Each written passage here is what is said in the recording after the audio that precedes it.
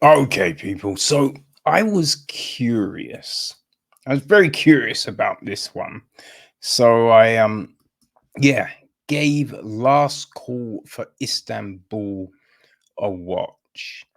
It is directed by Gonenc Uyanik, written by Nuran Evren Sit. It's produced by Unu Gunantam.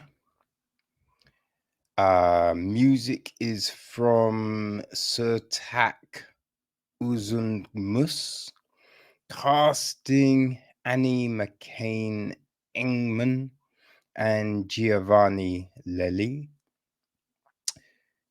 Dura Silkol was on production design. Can Sublir art direction. Set decoration is Lizzie Hollins. Costume design is Olivia Latronica. Hair and makeup, we have Christina Vida Roldos, Stella Bouzakis, and Dorothy Bohadra. The cast, well, Serin is played by Beren Saat, and Mehmet is played by Kivanç Tatlitug. There's Sean, played by Cheyenne Ardlan. Danny, played by John Bradford. Gia, played by Angela Chow. Sophia, played by Joe Dawns. June, played by Annie McCann Engman.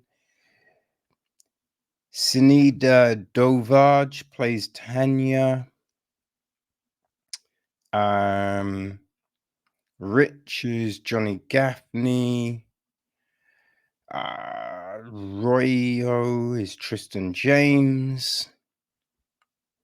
Rose, the hotel clerk, is played by Rebecca Packer.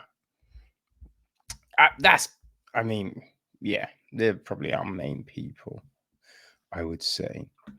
And the gist of the film is New York, love and second chances. Serene, whose luggage was taken by another passenger, crosses paths with Mehmet at New York's JFK International Airport. The two strangers in search of missing luggage embark on an exploration of love, marriage, and loyalty in New York.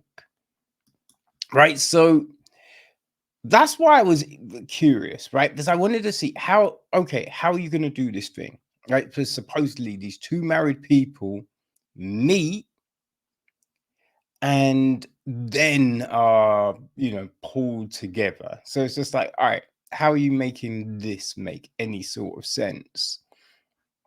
And I'm not sure they did, to be honest with you people. I'm not sure, right? Like just the like they tried to make it cute with this whole twist, but it doesn't really work. Doesn't really work. Right? The whole luggage thing was, I don't know, was kind of dumb. Because I'm just like, you take your luggage off, you always check the tag, right? Just because there are so many cases that are similar. Right, even if you're going, oh, I'm getting a green case, right? You'd still check because it's not the only green case that's made. You know what I mean? So the fact that no one's checking the light was a bit. But then when they track it down, they're told where it will be, and then it's not there. So I'm just like, what? Like that makes no sense, right? It made no. They had a phone call and were told where this case would be. Then they get there and it's not there. So I'm just like, what? Like that's not explained. That's not. It's just this stupidness of it. So we have that. There's another weird incident, right, where we see this, Serin, as soon as she gets into her hotel room, she sparks up a cigarette, which I'm like, obviously, you can't do that, right? Unless you specifically ask the hotel, do you have smoking rooms? And they say, oh, yes, we still have some. Otherwise, you're not smoking in the cigarette, like the fire alarms would go off. But then she's asked, oh, I thought you didn't smoke. She's like, oh, I only smoke when I drink. So that's later on. And you're like, well, that's obviously a lie. Like, it's there's some peculiar things happening in this one. Like when they're talking, but she's like a jewelry designer, accessory designer, this kind of thing. And when she's talking about it, she's just like, oh yeah, so I started working for some brands. I'm just like, what the fuck are you talking about? Right? I started working for some brands. It's just like everything's a brand, right? Essentially, everything's a brand. Now, there are big brands, right? And small ones that people don't know about yet, right? But everything is actually a brand in itself. So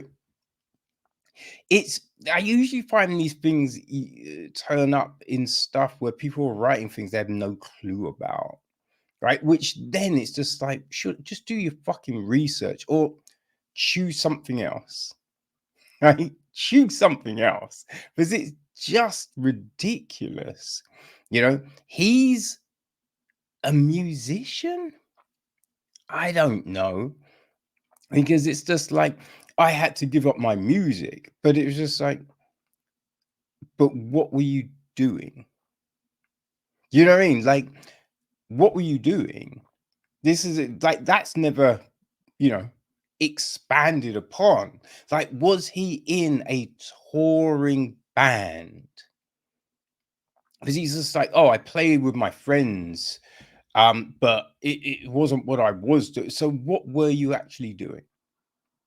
Were you touring, but it just wasn't making a whole heap of money? Were you producing, but you would just start like, what's the situation?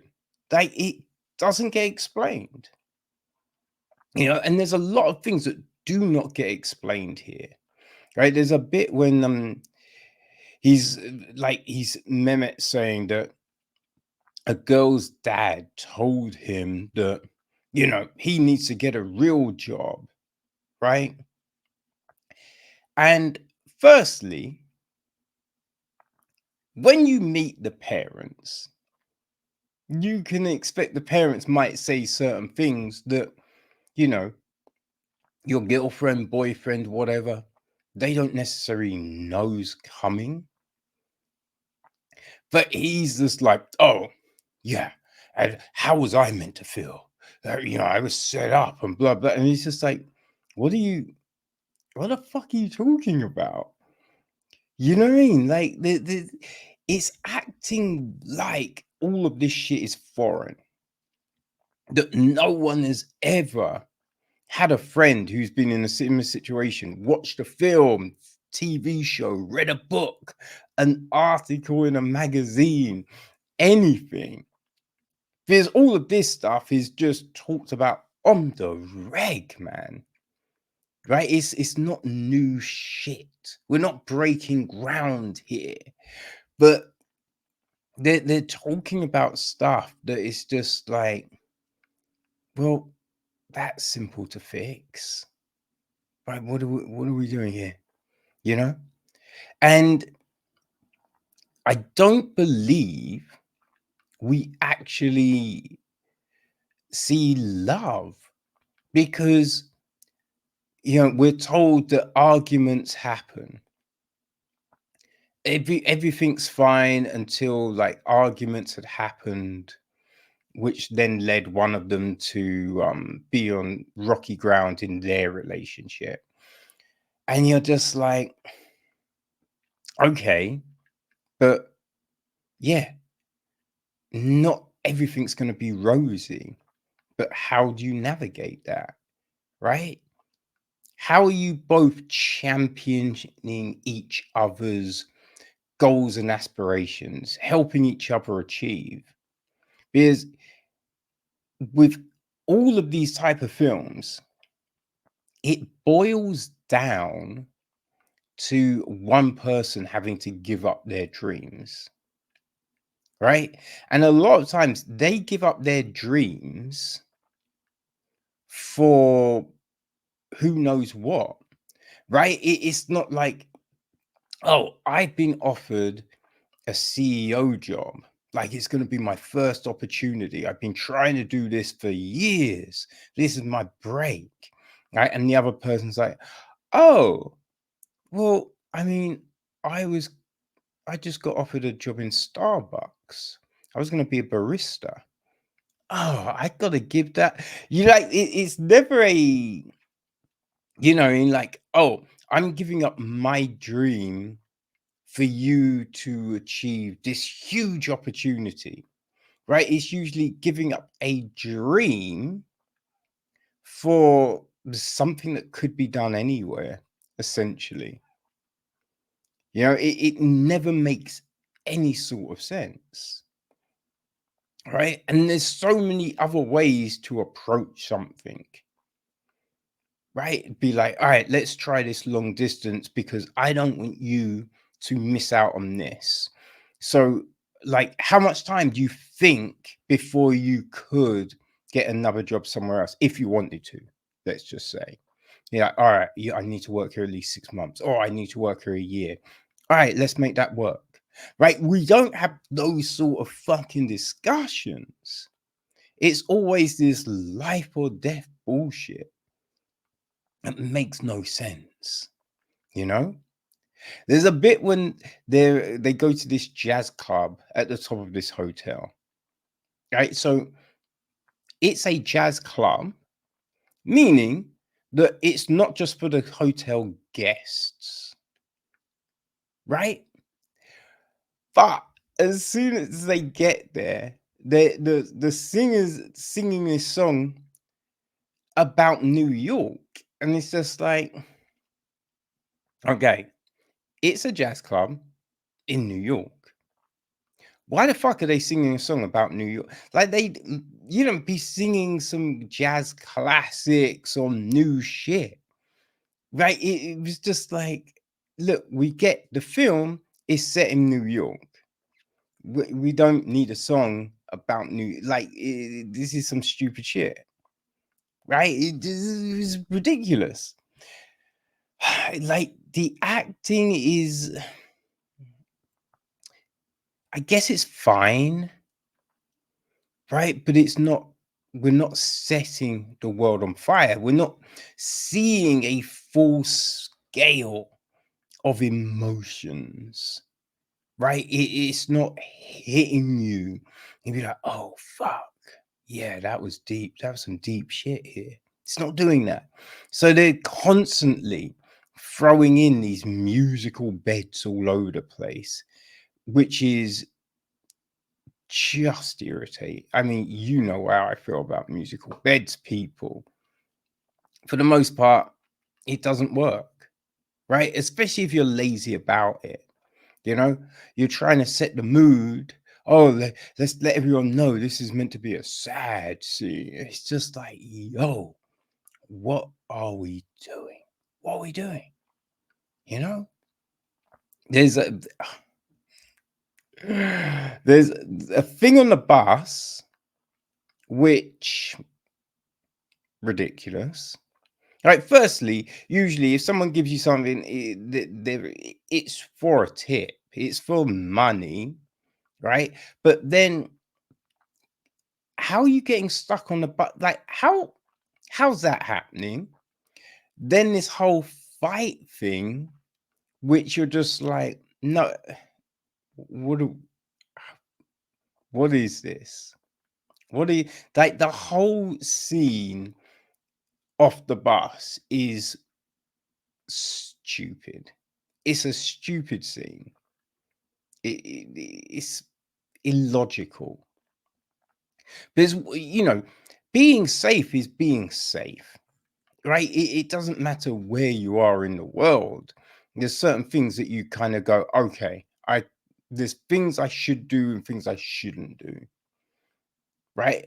Things I should do if someone's got something, and things I should not do and will not. Like it was, but it kind of summed up the film. It really summed up the film. You know, listen, this wasn't for me. I was curious to see how they did this thing, how they told this story, and yeah, I didn't think they did it well, to be honest with you. But if you like stuff like Love at First Sight, we covered that. I think that was like a couple of months ago. It was the American girl coming over for her dad's wedding, right? That whole nonsense one. So if you like that, if you like Happiness for Beginners, the Ellie Camper one, In the Woods, if you like those films, then Last Call for Istanbul could possibly work for you. That's all I can think of, people. Didn't work for me, but it might work for you. All right, Last Call for Istanbul is now playing on Netflix.